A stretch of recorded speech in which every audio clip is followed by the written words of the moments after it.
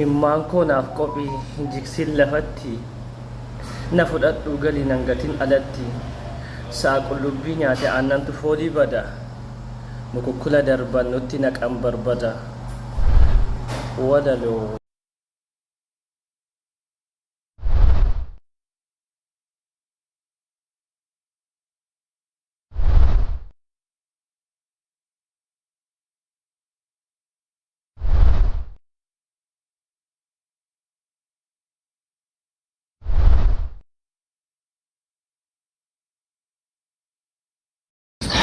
olkaa habir mannu yaada miikoo yaafura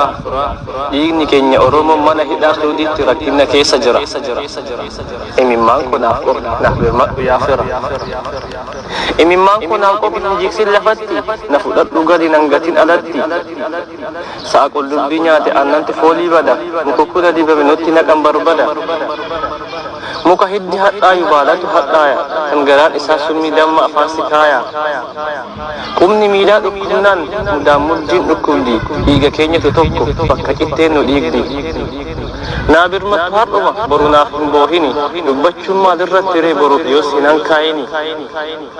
hiddi citu foon dhiiga kan cabe toluudeen fiiga ummatu waliif jira naaf birmadhu yaafira kaleessa kiyya naan jecha har'a maaf na baqatta raftee sheetii raftee bulta garattis nyaatti dhugda anaan maaf na dagatta narraa bani hudaa kan shirri natti cufe nyaadhes garaa hin qabu garaan koo yoon quufe hidhamee quucaramee qaamni koo laalatu ati seenaa xureessi malee dhugaan seenaan dagatu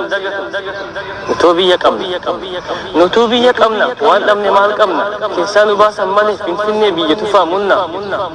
qe'ee abeebee tufatan boo'ichaa gootanii irraa nyaatanii dhugdanii bootii itti taatanii birbisa booroo gubbaa maaf keessa siidaa bineensaa bakka inni nu nyaate maaf dagattan kaleessa farda siidaa dabaleetu gumaan isaa hin baane osoo isaaf gubannu hacaaluut itti aane nuuf birmadhu yaafuraa rakkoo keessan jira ijoolleen mana su'ulii arganiiru dararaa siidaa bineensaa dhaabdanii siidaa bineensaa guuranii finfinneen marsanii ni sodaatu yookaan ni nyaata fardi keenya akkamiin bahanii garmaamanii bineensa kana ajjeesaa tokkummaa keessanii imimmaan irraa haqaa biyya tufaa munnaa qe'ee abeebee tufa finfinneen teessan goonni biyya isaatiif jedhee lubbuu isaayyuu wareega oromoon dhugaa argate takka yoo milkaa'ee beeka oromoon bishaan galaana waraabameetu yoom dhuma dhukkubbii diinaa kan ta'eef kanaaf keessi koo gungumu samiroo duumessaayu of gataan uumaa komata kan safuu uumaatiin bulu of duraaf abdii horata oromoon dhugaasaa dhabee jiraachuu jiruu hifatee hayyoonni lubbuu dhabanii dargaggoon biyyaa baqate gabareen abbaan galfate qe'eerraa abbaa ari'e dukkanti achiin hin haftu eeggadhu barruu bari'e qomoo koo ansi yaadeera yoomsi argaree koottan koo ansi yaadeera yoomsi argaree foon koo ansi yaadeera yoomsi argaree feestaala uffachuun jara gammachuun itti gadda hin dagannu yoomiyyuu garaan keenya nu mada lammii koo naaf birmadhu yaa rabbi sin qabu lammii koo birmadhu yaa rabbi si malee nama biraan qabu sitti iyyateera kadhate sirraan dhabu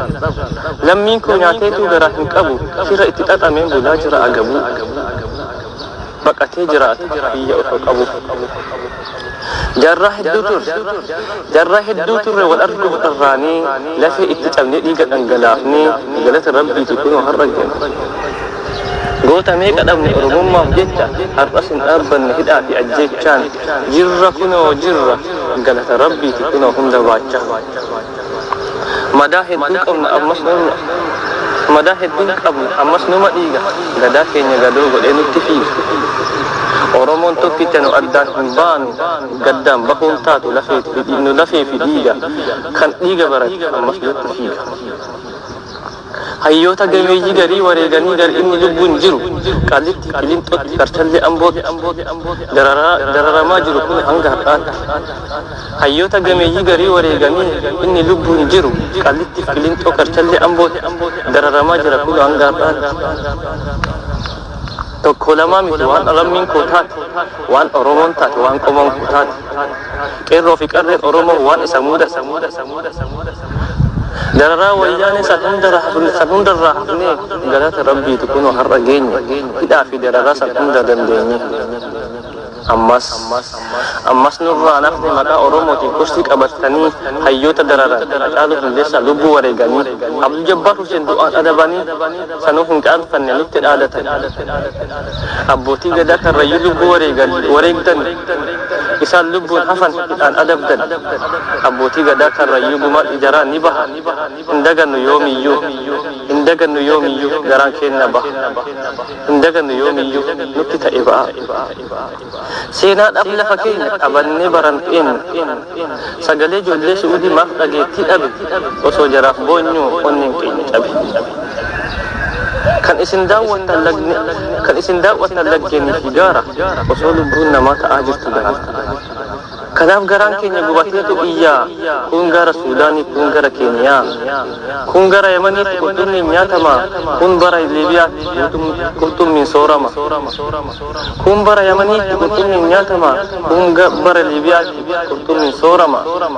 kan gammoojjii keessatti lubbuu isaa hafee osoo kana garruun garaan keenya yoomra sila lagaa fi gaaratu lubbuu horate moo lubbuu namaatu namaaf dagatte maaf dagatte mee ofitti deebi'a of ilaalaa qal tokko gaarreen laggeeniif mukni lubbuu namaa tokko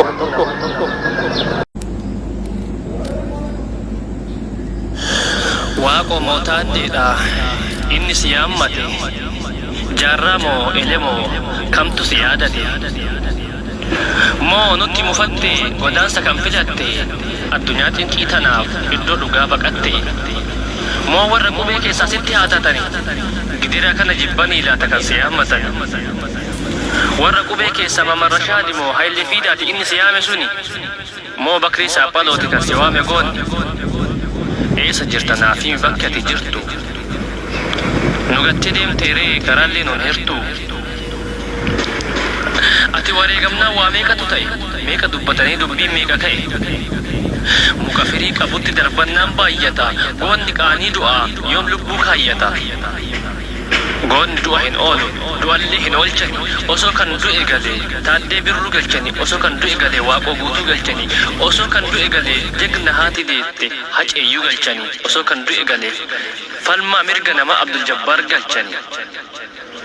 maal godharree goota koo du'a hin oolchani du'allee hin galchani jirta jedhee dhiisa moo duute jedheen sabbara waa'ee keettu nararraase keessa kootti jarjara bilisummaadha kaayyoon kee bosona keessa galmi kee roorroo jibbitee kan baate nuuf jecha aarsaa taate garaa kee hidhattee beelaaf dheebuudhaan namte